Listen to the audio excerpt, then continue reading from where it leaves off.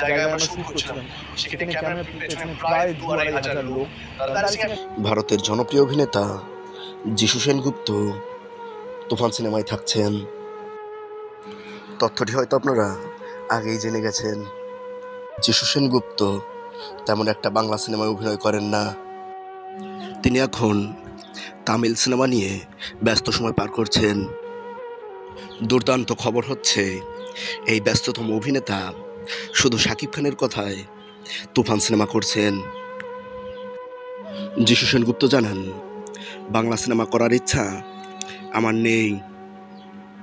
শুধু দেখলাম যে এই সিনেমায় শাকিব খান আছে এবং এর সাথে বড় বড় প্রযোজনা প্রতিষ্ঠান যুক্ত হয়েছে, যার কারণে আমি এই সিনেমাটি করছি। যিশু সেনগুপ্ত তুফান সিনেমাকে শুভেচ্ছা জানিয়েছেন। তো ভিউয়ার্স, আজকের এই ভিডিওটি কেমন লাগলো অবশ্যই কমেন্ট করে কমেন্ট বক্সে জানাবেন। এতক্ষণ সাথে থাকার জন্য সকলকে অসংখ্য ধন্যবাদ।